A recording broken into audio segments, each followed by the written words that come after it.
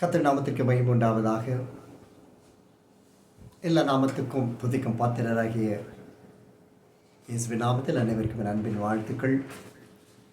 நம்மை காண செய்த தேவனுக்கு துதிக்கான மகிமை இன்று மீண்டும் சதா காலமும் உண்டாவதாக. தேவன் கொடுத்த வார்த்தையின் தலைப்பு The Baptism of Holy Spirit Part 5. பரிசுத்த ஆவியில் ஞான ஸ்நானம் 5ஆம் பாகம். அப்போஸ்தலர் 1ஆம் அதிகாரம் 4ஆம் வசனத்தில் நாம் அடிப்படை ஆதாரமாய் நாம் வாசிப்போம்.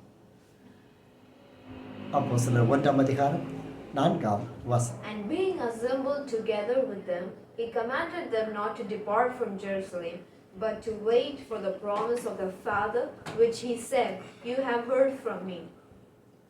அன்றியும் அவர்களுடனே கூடி வந்திருக்கும் பொழுது அவர்களை நோக்கி, யோவான் ஜலத்தினாலே ஞானஸ்நானம் கொடுத்தான், நீங்கள் சில நாளுக்குள்ளே பரிசுத்த ஆவியினாலே ஞானஸ்நானம் பெறுவீர்கள் என்றார். தேவன் கொடுக்கிற பரிசுத்த ஆவியினால் கொடுக்கிற ஞானஸ்நானம் 5ஆம் பகுதி. இந்த ஞானஸ்நானமானது தேவன் கொடுக்கிறார் என்பதை நாம் அறிந்திருக்கிறோம். யோவான் ஜலத்தினால் ஞானஸ்நானம் கொடுக்கிறார்.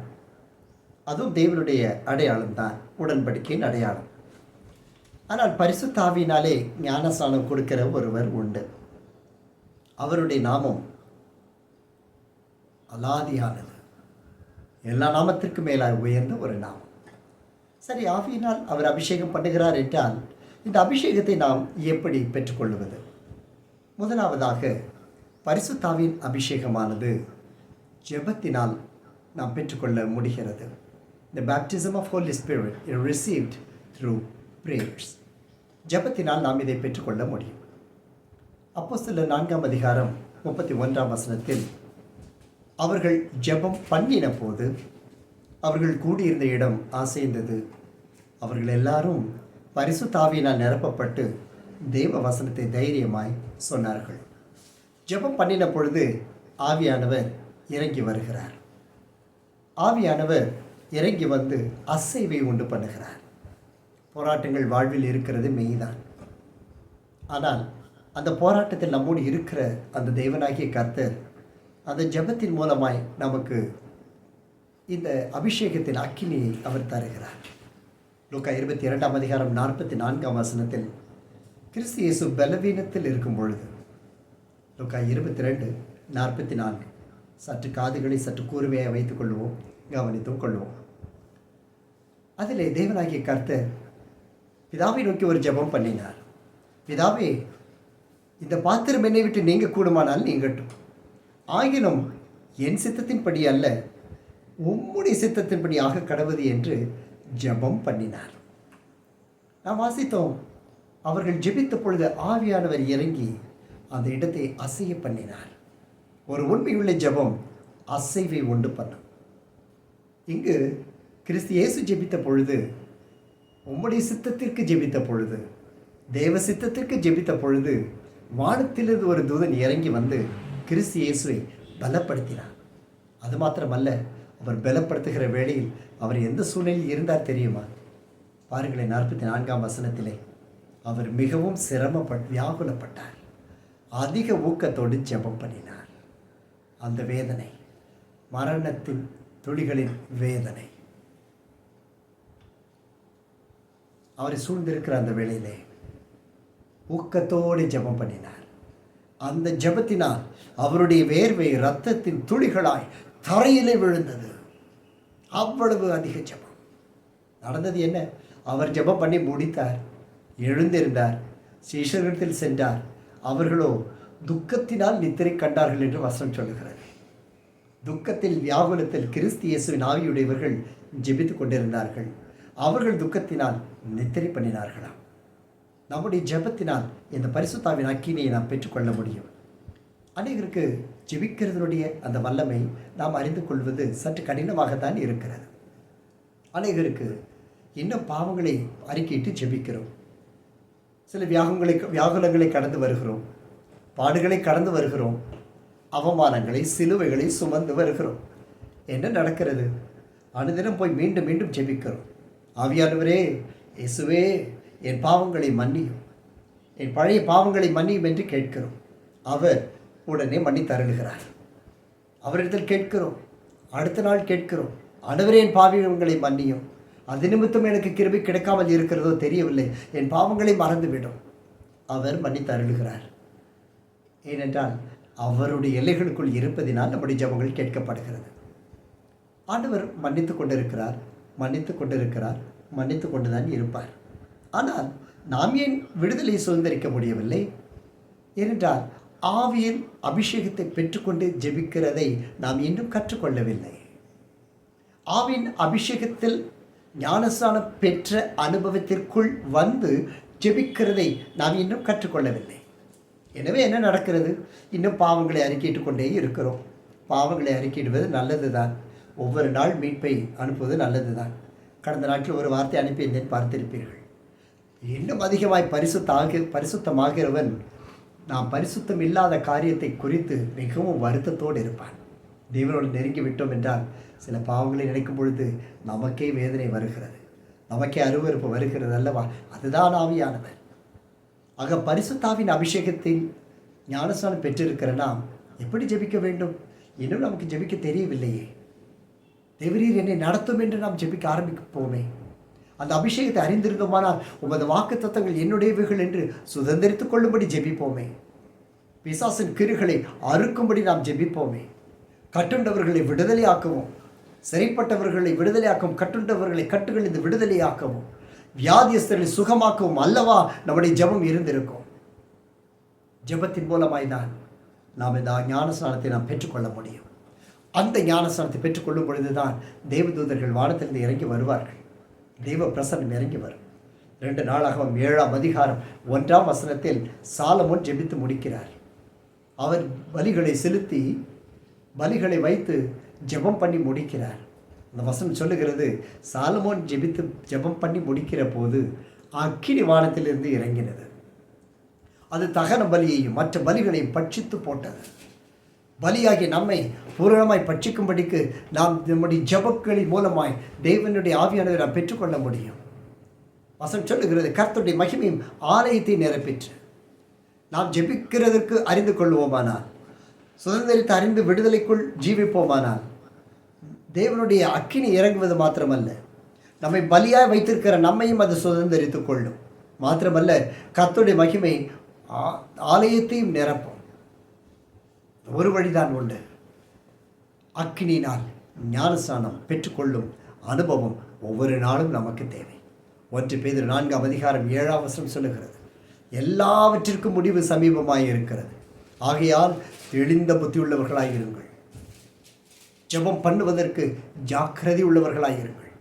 எந்த சூழ்நிலைகளிலும் காரியங்களுக்காய் ஜெபிப்பதல்ல ஜெபம், பொருளுக்காய் ஜெபிப்பதல்ல ஜெபம், விடுதலுக்காய் மாத்திரம் ஜெபிப்பதல்ல ஜெபம்.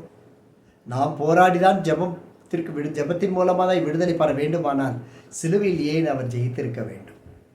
நாம் சுதந்திரர் என்று வேத வசனம் சொல்லுகிறது. நாம் அவைகளை சுதந்திரித்துக் கொள்ளும்படி ஜெபிக்க வேண்டும். புத்தியுள்ளவர்களாய் இருக்க வேண்டும், தெளிந்த புத்தியுள்ளவர்களாய் இருக்க வேண்டும். திட்டம் பண்ணிவிட்டு தெய்வ சித்தத்திற்கு ஜெபித்தது மகா பெரிய பாவம். திட்டமிட்டு தேவனுடைய கிரியைகளுக்காய் தேவனை அழுத்தி காரியங்களை செய்ய வைப்பது மோசத்தை கொண்டு வரும். ஆனால் கர்த்தருக்காய் காத்திருக்கிறவர்களோ புது பலன் அடைவார்கள். அவர்கள் ஓடினால் இளைப்படையார்கள், நடந்தாலும் சோர்ந்து போகார்கள். மிகுந்த தெளிந்த புத்திக்காக நாம் ஜெபிப்போமானால் இந்த ஆவின் அக்கின் அபிஷேகத்தை நாம் பெற்றுக்கொள்ள முடியும். இரண்டாவதாக, இந்த பரிசுத்தாவின் ஞானஸ்நானத்தை எப்படி பெற்றுக்கொள்வது? இரண்டாவதாக, இட்ஸ் ரிசீவ்டு த்ரூ டெஸ்டிமனி. சாட்சியின் மூலமாய் பரிசுத்தாவின் அபிஷேகத்தை நாம் பெற்றுக்கொள்ள முடியும். பரிசுத்தாவின் அக்கினியின் ஞானஸ்நானத்தை நாம் பெற்றுக்கொள்வது சாட்சியினாலே. அப்போஸ்தலர் 4ஆம் அதிகாரம் 33ஆம் வசனம், Acts chapter 4 verse 33. And with great power with apostles gave witness to the resurrection of Lord, and the great mercy was upon them all. கர்த்தராகிய இயேசுவின் உயிர்த்தெழுதலை குறித்து அப்போஸ்தலர்கள் மிகுந்த பலமாய் சாட்சி கொடுத்தார்கள். அவர்கள் உயிர்த்தெழுதலை குறித்து சாட்சி கொடுத்தார்கள்.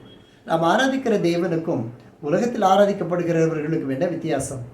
நம்முடைய ஆராதிக்கிற தேவன் மரணத்தை ஜெயித்தவர். இது சரித்திரம் எங்கும் இல்லை. அவர் உயிரோடு எழும்புவதற்கு முன்பதாய் பழைய ஏற்பாட்டிலும் சரி புதிய ஏற்பாட்டிலும் சரி தேவ ஆவியானவரால் உயிரோடு எழுப்பப்பட்டவர்கள் அநேகர். என்றாலும் தானாக எழுந்து வந்த ஒரே ஒருவர், ஒரே தெய்வம் நம்முடைய ஆண்டவராகிய இயேசு கிறிஸ்து. அந்த உயிர் தெழுதலை விசுவாசிக்கிற நாம் அந்த சாட்சி குறித்து பலமாய் நாம் சாட்சி கொடுக்க வேண்டும். அவர்கள் ஏன் அப்போஸ்தலர்கள் எண்ணப்பட்டார்கள்? முதலாவது ஐக்கியத்தில் தரித்திருந்தார்கள். உன்னுடைய ஐக்கியம் பரிசுத்த ஆவியினால் உண்டாயிருக்கும். ஆனால் அந்த ஐக்கியத்தை நாம் கனம் பண்ண வேண்டும். ஐக்கியத்தில் இருக்கிற தேவனுடைய அழைப்பை கனம் பண்ண வேண்டும். தேவன் கொடுக்கிற ஆசீர்வாதத்திற்கு நாம் கீழ்ப்படிந்திருக்க வேண்டும். முக்கியமாக இசைந்து ஓட வேண்டும். வசனம் சொல்லுகிறது, இசைவாய் இணைக்கப்பட்டிருக்க வேண்டும். அப்பொழுதுதான் ஆவியானுடைய ஞானஸ்நானத்தை நாம் ருசிக்க முடியும். இவைகளெல்லாம் ஒரு மனிதனால் ஏற்படுவதல்ல, இது தேவனாலே நமக்கு உண்டான காரியம். இங்கு அவர்கள் உயிர்த்தெழுதலை குறித்து அப்போஸ்தலர்கள் மிகுந்த பலமாய் அல்ல, மிகுந்த பலமாய் சாட்சி கொடுத்தார்கள். நடந்தது என்ன? அவர்கள் சாட்சி கொடுக்க கொடுக்க அக்கினியின் அபிஷேகம் அவர்கள் மேல் இருந்தது. அவர்கள் எல்லாரும் பூ மேலும் பூரண கிருபைகளை உடையவர்களாய் இருந்தார்கள். மாத்திரமல்ல, நிலங்களை வீடுகளை உடையவர்கள் அதை விற்று போட்டார்கள். கொண்டு வந்து விற்ற கிரயத்தை கொண்டு அப்போஸ்தலருக்கு கொடுத்தார்கள். எவ்வளவு அதிகமான ஆசீர்வாதம், எவ்வளவு அதிகமான பாக்கியம் சாட்சியினாலே சுதந்திரித்துக் கொள்ள முடியும். பரிசுத்த ஆவியின் அக்கினியின் ஞானஸ்நானம். 1 யோவான் 5ஆம் அதிகாரம் 7-8 வசனங்கள். பரலோகத்தில் சாட்சியிடுகிறவர்கள் மூவர். 1 யோவான் 5:7-8. For there are three that bear witness in heaven, the Father and the Word and the Holy Spirit, and these three are one. And there are three that bears witness on earth, the Spirit, the water, and the blood, and these three agree as one. பரலோகத்திலே சாட்சியிடுகிறவர்கள் மூவர், பிதா, வார்த்தை, பரிசுத்த ஆவி என்பவர்களே. இம்மூவரும் ஒன்றாய் இருக்கிறார்கள். பூலோகத்தில் சாட்சியிடுகிறவைகள் 3: ஆவி, ஜனம், இரத்தம். மேலே கொடுக்கப்பட்டிருப்பது கனமுள்ள வார்த்தை. பரலோகத்தில் சாட்சி இடுகிறவர் யார்? பிதாவாகிய தேவன், வார்த்தையாகிய கிறிஸ்து இயேசு, பரிசுத்த ஆவியானவர் என்பவர்கள். இவர்கள் பரலோகத்தில் நம்மை குறித்து சாட்சி பகரும் பொழுதுதான் இந்த ஞானஸ்நானம் பரிபூரணமாகிறது. நம்முடைய இந்த உலகத்தில் ஏற்படுகிற காரியங்கள் பல. நம்முடைய சாட்சி கெடுக்கிறவர்கள் பரிசுத்தவான்கள் அல்ல. அவர்கள் கிறிஸ்தவர்களாக இருக்கலாம், நல்ல ஒரு ஐக்கியத்தில் போகிறவர்களாக இருக்கலாம், எந்த பிரயோஜனமும் இல்லை.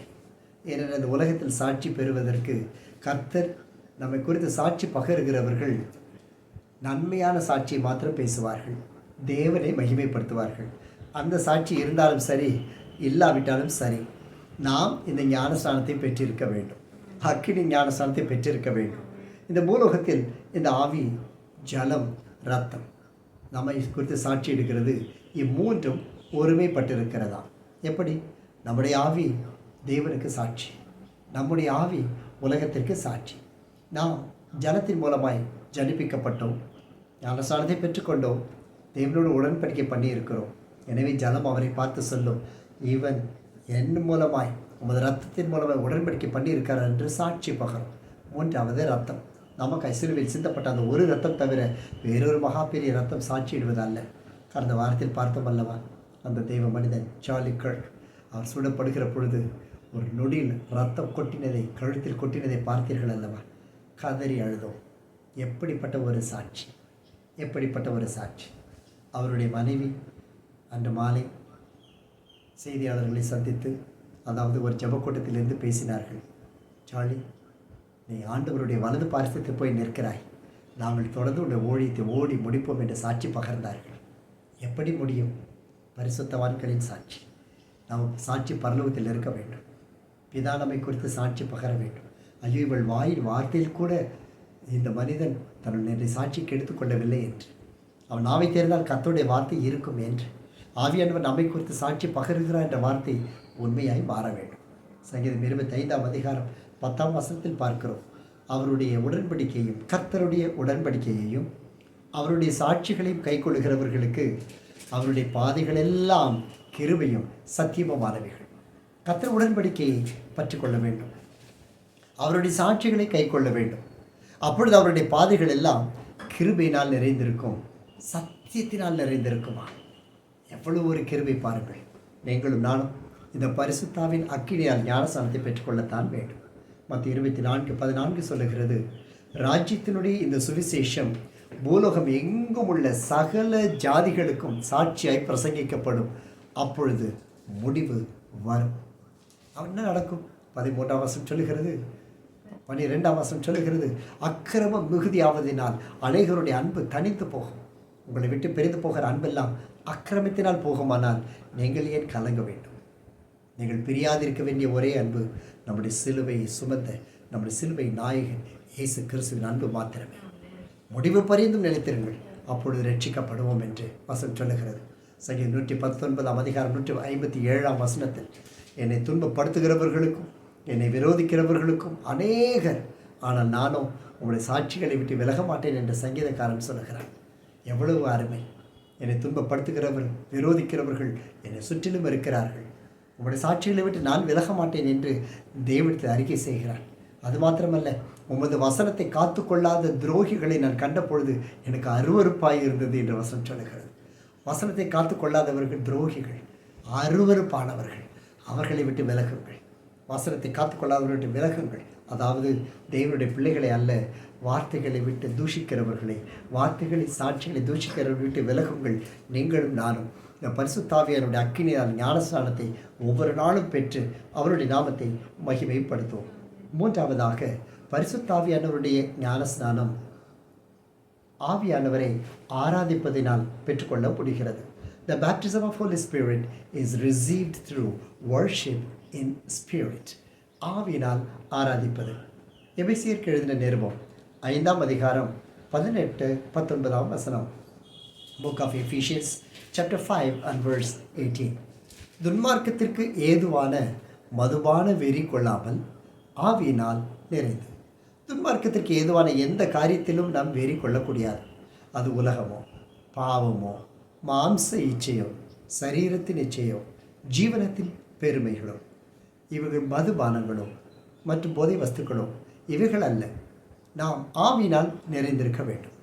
ஆவியினால் நிறைந்து சங்கீதங்களினாலும் கீர்த்தனைகளினாலும் ஞான பாட்டுகளினாலும் ஒருவருக்கு ஒரு புத்தி சொல்லிக்கொண்டு இருதயத்தில் கர்த்தரை பாடி கீர்த்தனை பண்ணுங்கள்.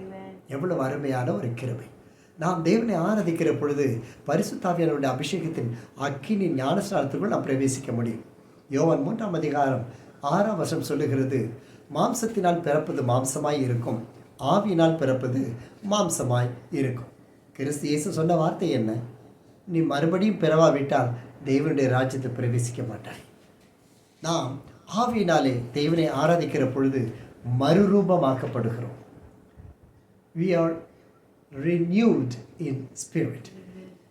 ஆவியினாலே தேவனை துதிக்கிற பொழுது, ஆராதிக்கிற பொழுது ஆவியில் மறுரூபம் ஆகிறோம். இந்த ஆராதனை நம்மிடத்தில் குறைவாய் இருக்குமானால் நாம் தேவனுடைய அன்பை ருசிப்பதும் மிக மிக மிக மிக குறைவாக தான் இருக்கும். ஆண்டவர் சொன்னார், நாம் ஒரு புதிய பிறப்பை பெற்றுக்கொள்ள வேண்டும்.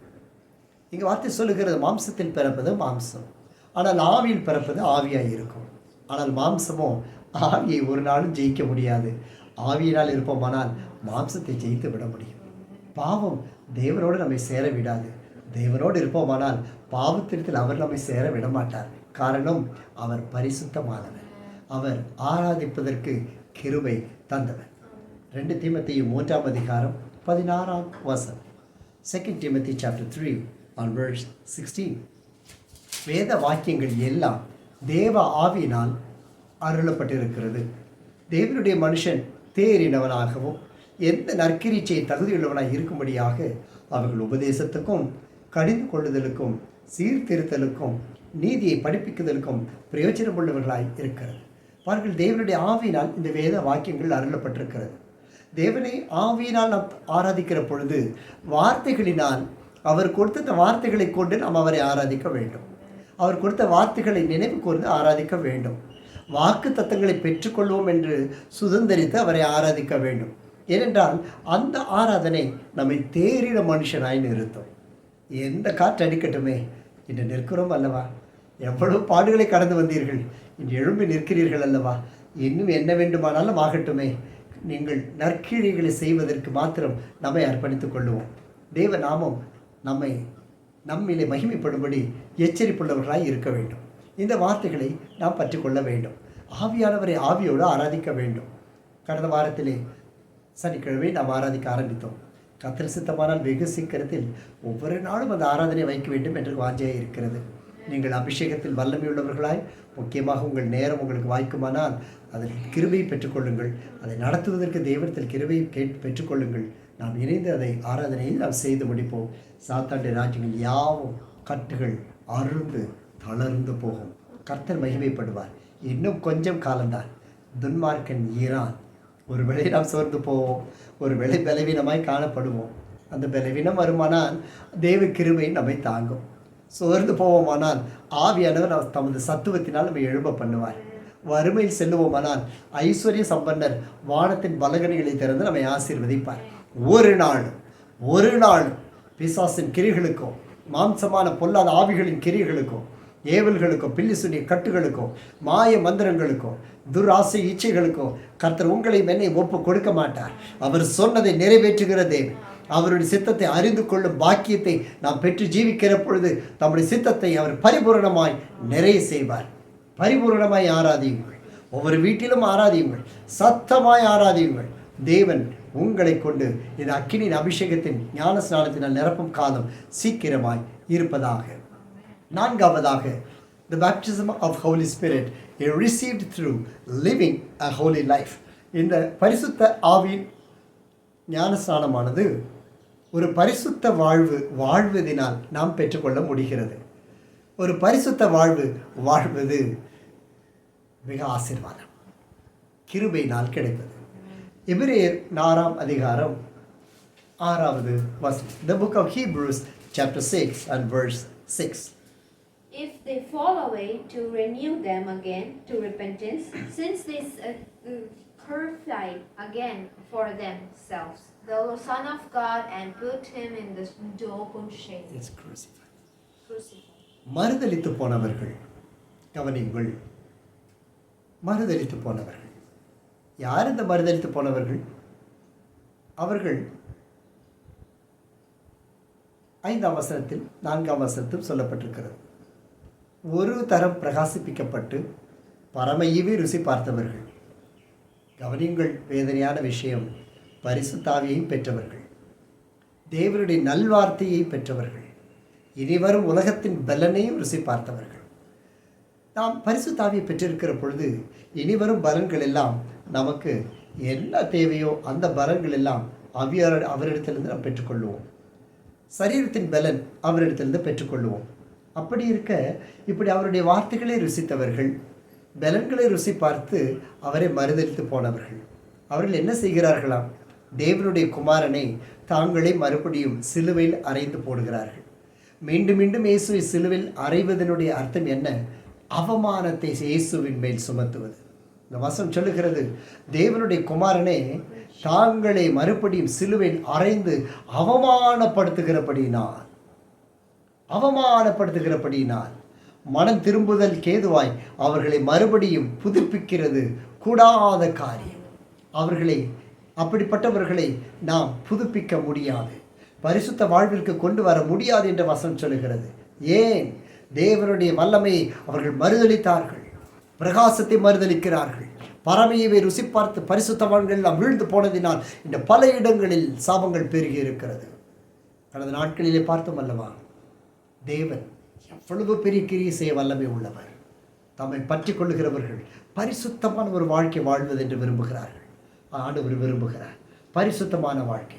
சங்கீதக்காரன் 51ஆம் அதிகாரம் 10ஆம் வசனத்தில் சொல்லுகிறதை பார்க்கிறோம். தேவனே, சுத்த இருதயத்தை என்னும் சிருஷ்டி, ஒரு நிலைவரமான ஆவியை எனக்குள் நீர் புதுப்பித்தரணும். Lord, renew a right spirit in me. எனக்குள்ளாக ஒரு பரிசுத்த, ஒரு உண்மையுள்ள நிலைவரமான ஆவியை தார். எனது ஆவி அலைந்து திரிகிறது, சோதனைகளில் அலைந்து கொள்ளுகிறது, சூழ்நிலைகளை பார்க்கும்போது அலைந்து போகிறது. அப்படி இருக்க ஒரு சுத்த இருதயத்தை தாரும் என்று கேட்கிறார். உம்முடைய சமூகத்தை விட்டு தள்ளுகிற அந்த பாவங்கள் எனக்கு வேண்டாம். யார் கேட்பது? பாவம் செய்த அந்த தாவீது. என் அன்பு பிள்ளையே, பரிசுத்தமான ஒரு வாழ்க்கை, நாவில் பரிசுத்தம், சாட்சியின் பரிசுத்தம், இது வேண்டுமானால் நாம் தேவனுடைய ராஜ்யத்தில் அனுதினமும் புதிதாக்கப்பட்டு கொண்டே இருக்க வேண்டும். யோவான் 3:3 சொல்லுகிறது, இயேசு அவனுக்கு பிரதித்திரமாய், ஒருவன் மறுபடியும் பெறவாவிட்டால் தேவனுடைய ராஜ்யத்தை காண மாட்டான் என்று மெய்யாகவே மெய்யாகவே உங்களுக்கு சொல்லுகிறேன் என்றார். உடனே நிக்கோதேமு கேட்கிறான், எப்படி முதிர் வயதாக இருக்கையில் அவன் எப்படி பிறப்பான்? தன் தாயின் கர்ப்பத்தில் செல்லக்கூடுமோ என்று கேட்டான். அதற்கு இயேசு அற்புதமாய் ஒரு வார்த்தையை சொல்லுகிறார், ஒருவன் ஜலத்தினாலும் ஆவியினாலும் பிறக்க வேண்டும், இல்லை என்றால் தேவனுடைய ராஜ்யத்தில் பிரவேசிக்க முடியாது. அப்படியானால் என்ன? ஒருவன் ஜலத்தினால் ஞானஸ்நானம் பெற்றிருப்பானால் அவன் ஞானஸ்நானத்திலும் அபிஷேகத்தினாலும் அவன் ஞானஸ்நானம் பெற்றிருக்க வேண்டும். ஆவியினால் அவன் ஞானஸ்நானம் பெற்றிருக்கவில்லை என்றால் தேவனுடைய ராஜ்யத்தில் பிரவேசிக்க முடியாது. அநேகருடைய பிரச்சனை என்ன தெரியுமா? அந்நிய பாஷையில் பேசுவார்கள், என்னிடத்தில் அபிஷேகம் இருக்கிறது என்று நினைத்து கொள்வார்கள். அதை வைத்துக்கொண்டே பிறரை குறித்து தூஷிப்பார்கள். அதை கொண்டே தங்களுக்கு இஷ்டமான தொலைக்காட்சியை பார்ப்பார்கள். அதை பார்த்து கொண்டே மொபைலை போட்டு ஆட்டுவார்கள். குடும்பத்தை பராமரிக்க மாட்டார்கள். அவர்களுக்கு ஒரு சந்தோஷம், இயேசு என்னோடு இருக்கிறார் என்று. இல்லை இல்லை, இயேசு அவர்களுடைய இயேசு வேறு இயேசு, அது உலகத்தின் இயேசு. நாம் ஆராதிக்கிற தேவன் ராஜ்யத்தின் சுவிசேஷத்தினால் மகிமைப்படுகிற, தேவனுடைய ராஜ்யத்தில் நம்மை பிரவேசிக்க பண்ணுகிற அந்த மெய்யான கிறிஸ்து. அன்று சொல்லுகிற, ஜலத்தினாலும் ஞானஸ்நானத்திலும் ஆவியினாலும் ஞானஸ்நானம் பெறாவிட்டால் அவன் தேவராஜ்யத்தில் அவன் பிரவேசிக்க முடியாது. அப்படியானால் எப்படி மாம்சத்தின் கிரியை செய்ய முடியும்? அது மாம்சத்தில் பிறந்தது. தேவனால் பிறந்த எவனும் பாவம் செய்யான். தேவனால் பிறந்தவன் உலகத்தை ஜெயித்தவன். நீங்களும் நானும் தேவனால் உலகத்தை ஜெயித்தவர்களாய் நிற்க வேண்டும். அந்த பரிசுத்த வாழ்க்கை வாழ்வதற்கு பாவத்தை ஜெயித்தவர்களாய் நிற்க வேண்டும். பரிசுத்த வாழ்க்கை வாழ்வதற்கு அர்ப்பணிக்க வேண்டும். இந்த பரிசுத்த வாழ்க்கை எப்பொழுது வரும்? இரவும் பகலும் தியானிக்கிற பொழுது, அதிகாலை வேளையில் தேவனிடத்தில் அமர்ந்து கண்ணீர் சிந்துகிற பொழுது, ஒருவருக்கு ஒருவர் துக்கப்பட்டு பாரப்படுகிற பொழுது, தேசங்களுக்கு கண்ணீர் வடிக்கிற பொழுது, ஆத்தும பாரத்தில் நிறைந்திருக்கும் பொழுது, இப்படியெல்லாம் செய்கிற பொழுது ஆவியவன் அருகில் நிற்பார். பரிசுத்தமான ஒரு வாழ்க்கை.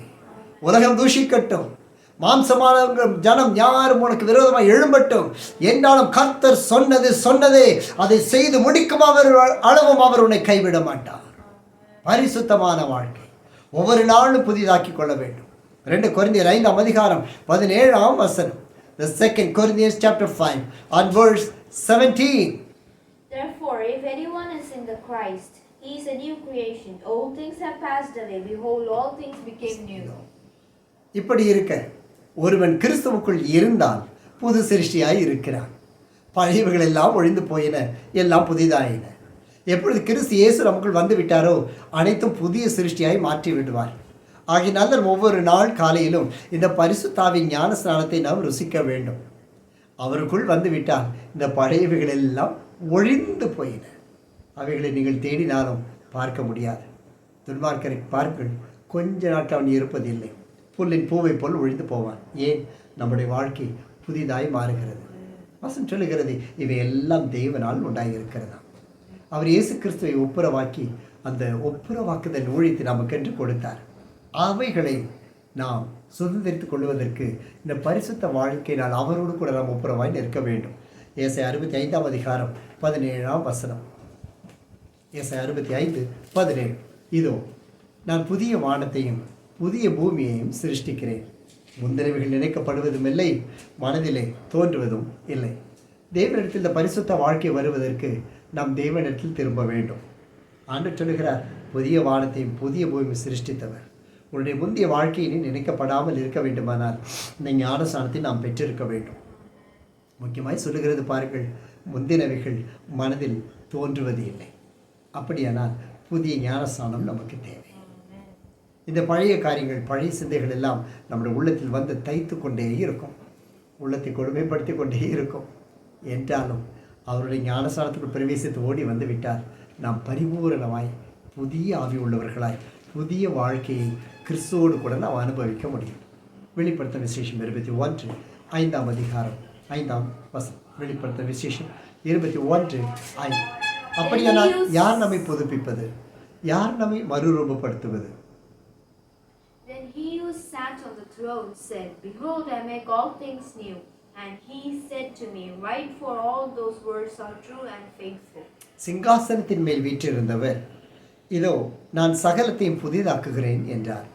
பின்னும் அவர், இந்த வசனங்கள் சத்தியமும் உண்மையுமானவைகள், இவைகளை எழுது என்று சொன்னார். புதிய வாழ்க்கை, இது அபிஷேகத்தை பெற்றுக்கொள்ளும் ஒரு புதிய வாழ்க்கை. பரிசுத்தாவில் ஞானஸ்நானம் பெறுகிற ஒரு விசேஷித்த அனுபவம், பரிசுத்தாவில் ஞானஸ்நானத்தை பெற்றுக்கொள்ளுகிற ஒரு புதிய வழி. மாத்திரமல்ல, 6ஆம் வசனம் வாசிக்கிறோம், அவர் என்னை நோக்கி, ஆயிற்று, நான் அல்பாவும் ஒமேகாவும் ஆதியும் அந்தமுமாய் இருக்கிறேன். தாகமாய் இருக்கிறவருக்கு நான் ஜீவ தண்ணீர் ஊற்றில் இலவசமாய் கொடுப்பேன். அந்த தாகம், பரிசுத்தாவின் அக்கில் உள்ள தாகம், பரிசுத்தாவின் துணையில் உள்ள அவரோட ஐக்கியத்தில் உள்ள ஒரு தாகம் நம்மை அவரிடத்தில் கொண்டு சேர்க்கும். அவர் இலவசமாய் கொடுப்பார். கடைசி 7ஆம் வசனம் சொல்லுகிறது, ஜெயம் கொள்ளுகிறவன் எல்லாவற்றையும் சுதந்திரித்துக் கொள்ளுவான். நான் அவன் தேவனாய் இருப்பேன், அவன் என் குமாரனாய் இருப்பான். ஜெயம் கொள்ளுகிற ஒரு அபிஷேகம்தான் பரிசுத்த ஆவியின் அபிஷேகம். பெற்றுக்கொள்ளுவோமா? அதை ஞானத்தோடு நாம் அதை தேடுவோமா? நம்முடைய தனிப்பட்ட வாழ்க்கையில், தனி ஜெபங்களில் அனுதினமும் தேடுவோம். கர்த்தர் இந்த வார்த்தைகளை கொண்டு இந்த அக்கினி இன்று நமக்கு கொடுப்பார். இந்த அக்கினி தான் இன்று நமக்கு தேவைப்படுகிறது. சாதாரண ஒரு ஜெபம், சாதாரண ஒரு ஆராதனை, சாதாரண ஒரு வேத வாசிப்பு அதுவல்ல ஒரு கிறிஸ்தவனின் வாழ்க்கை. நாம் ஜீவனோடு இருப்போமானால் அக்கினி ஜுவாலைகளால் நாம் ஜீவிக்க வேண்டும். ஊழியம் செய்வோம் என்றால் அக்கினி ஜுவாலையாக நாம் செய்ய வேண்டும். நம்முடைய சாட்சிகள் எவ்வளவு கொந்தளித்து உலகத்தின் மனுஷரால் பாதிக்கப்பட்டாலும், இதோ சிலுவையின் மீட்பர் உனக்கு உண்டு, சிலுவையின் மீட்பர் உனக்கு உண்டு. அவர் மேன்மையானதை செய்வார், கர்த்தர் நன்மையானதை தருவார். நாம் எல்லாம் ஜெபிக்கலாம். எல்லாரும் கண்களை மூடுவோம். Thank you Jesus, thank you Jesus. எல்லோரும் கண்களை மூடி. ஆவியானவரே, உடைய பரிசுத்தாவின் ஞானஸ்நானத்தை பெற்றுக்கொள்ளுகிற ஒரு அனுபவத்திற்குள்ளாய் நீர் என்னை நடத்த வேண்டும். ஒரு கிருபைக்குள் நீர் என்னில் வர வேண்டும். கிருபை தாரும். பிசாசுடைய கிரிகளை நாம் நோக்கி திரும்பி பார்க்க பார்க்க சிலுவையின் அன்பு முறிந்து போகும். சிலுவை நோக்கி பாருங்கள், இந்த பிசாசுடைய எல்லா கிரிகளும் அழிந்து போகும். அவரல்லவா உங்களை அழைத்தவர், அவரெல்லாம் நம்மை மேன்மைப்படுத்துகிறவர், அவரெல்லாம் உன்னை பரிசுத்தமாக்குகிற தேவனாகிய கர்த்தர். அவர் உன்னை நடத்துவார். அன்பின் பரலோக பிதாவே, அதிசயமான இந்த நாளுக்காக நாங்கள் உண்மை ஸ்தோத்திரிக்கிறோம். இந்த வேளையில் ஆவியானவர் ஒவ்வொரு இடத்திலும் இறங்கும்படி நாங்கள் ஜெபிக்கிறோம். பொல்லாத ஈன பிசாசுகளும் அதனுடைய ஜனங்களும் இந்த ஊழியத்துக்கு விரோதமாய், என் பிள்ளைகளுக்கு விரோதமாய், குடும்பங்களுக்கு விரோதமாய், பாலகருக்கு விரோதமாய் எழும்புகிற எல்லா சாத்தானுடைய திட்டங்களும் எங்கள் அக்கினால் எங்களை அபிஷேகிக்கிற இயேசு கிறிஸ்து எனும் நாமத்தில் இப்பொழுது சபித்து அப்புறப்படுத்தி நிர்மூலமாக்கி ஜெபிக்கிறோம். அப்பாலே போ என்று நாங்கள் கட்டளையிடுகிறோம். ஆவியானவருடைய அக்கினி ஞானஸ்நானத்தினால் எங்கள் ஒவ்வொருவரையும் நிரப்போம். உங்களுடைய ஞானஸ்நானத்தினால் அக்கினியை பெற்றுக்கொள்ள எங்கள் ஒவ்வொருவரையும் தகுதிப்படுத்துவீராக ராஜா. இந்த வாரத்தில் ஒவ்வொருவரும் இந்த அபிஷேகத்தை பெற்றுக்கொள்ள கிருபைத்தார். இதில் பங்கு பெற்ற ஒவ்வொருவரையும் ஆசீர்வதித்தருளும். தங்களுடைய வீடுகளில், தங்கள் இல்லங்களில் மகிமுள்ள ஆசீர்வாதத்தை பெற்றுக்கொள்ளும்படி, இந்த அக்கினி அபிஷேகத்தை பெற்றுக்கொள்ளும்படி தங்களை தாழ்த்தி முழுகத்தை தேட அனுகிரகம் பாராட்டும். நாங்கள் அனைவரும் ஐக்கியத்தில் இணைந்தவர்களாய் உம்முடைய ஓட்டத்தை நிறைத்து முடிக்கிறவர்களாய் எங்கள் மேல் கிருபை பாராட்டும் ராஜா. வாரம் முழுவதும் ஆசீர்வதித்தருள். எல்லா சாபங்கள், சாத்தாட்டி கிரிகள் சகலவற்றையும் முறித்து உம்மொழி பின்பற்றி ஓடி வர எங்களுக்கு கிருபைத்தார். கர்த்தர் ஆவியானவர் முன்பதாய் செல்லும். கோணலானவைகளை செவையாக்கும். சாத்தாண்டி கிரிகளை நாங்கள் ஜெயித்ததை எங்கள் கண்கள் காணும்படி அற்புதங்கள் செய்தருள். மாத்திரமல்ல, நீர் வாக்கு பண்ணினதை காணும்படி எங்கள் கண்களை திறந்தருள். கர்த்தர் ஆவியானவர் எங்களுக்கு பிறகு திட்டம் பண்ணப்படுகிற எல்லா சாத்தாண்டி திட்டங்களையும் அழித்து ஜெபிக்கும்படி நாங்கள் விழித்திருந்து ஜெபிக்கிற அபிஷேகத்தை எங்களுக்கு தந்தரலும் ராஜா. இதை காண்கிற ஒவ்வொருவரும் தெய்வ கிருபை இருக்கட்டும், பரிசுத்தம் இருக்கட்டும். இந்த வாரத்தை நாங்கள் பரிசுத்தம் என்று அறிக்கையிடு பிரதிஷ்டை பண்ணுகிறோம். ஆசீர்வாதம் என்று அறிக்கையிடுகிறோம். சந்தோஷம் என்று அறிக்கையிடுகிறோம். பிரதிஷ்டை பண்ணுகிறோம். ஏற்றுக்கொள்ளும். எல்லா நாமத்திற்கு மேலான உமது நாமத்தை உயர்த்துகிறோம். ஒவ்வொரு வீடுகளின் இலைகளெங்கும் கர்த்தருடைய பட்டயத்தை ஊன்றி நாங்கள் ஜெபிக்கிறோம். கர்த்தருடைய வேலியை வைத்து ஜெபிக்கிறோம். ஒவ்வொரு மேல் தெய்வ மகிமை இறங்கி உங்களுடைய நாம மகிமைப்படுவதாக. எல்லா நாமத்துக்கு மேலான உமது நாமத்தை உயர்த்தி வாழ்த்துகிறோம். கிறிஸ்து இயேசுவின் ஜீவனுள்ள நாமத்தை ஜெபிக்கிறோம். எங்கள் அன்பின் பரலோக பிதாவே, ஆமென். ஆமென். நம்முடைய கர்த்தர் இயேசு கிறிஸ்துவின் கிருபை, பிதாவாகிய தேவனுடைய அன்பும், பரிசுத்த ஆவியானவருடைய அந்நியோன்ய ஐக்கியமும், ஆசீர்வாதம், சமாதானமும், சுகமும் வழிநடத்துதலும் நம் அனைவரோடும் நம்மிட்டு பிறகு எல்லா தெய்வ பிள்ளைகளோடும் சகல பரிசுத்தமான்களோடும் இன்றும் என்றும் சதா காலம் தங்கி இருப்பதாக. ஆமே ஆமே. சேர்ந்து சொல்லும், தேவரே என்னை ஆசீர்வதி, வேலைகளை பெரிதாக்கும், உமது கரம் என்னோடு கூட இருந்து எல்லா தீங்கிற்கும் என்னை விலக்கி காத்தருளும். என் ஆத்துமாவை கர்த்தரை ஸ்தோத்திரி, என் முழு உள்ளமே அவருடைய பரிசுத்த நாமத்தை ஸ்தோத்திரி. என் ஆத்துமாவை கர்த்தரை ஸ்தோத்திரி, அவர் செய்த சகல உபகாரங்களை மறவாதே. ஜீவனுள்ள நாளெல்லாம் நன்மையும் கிருபையும் என்னை தொடரும் என்பதே. ஆமென் ஆமென். ஹல்லேலூயா. இம்மானுவேல், கர்த்தரே தேவன். God bless you. Praise.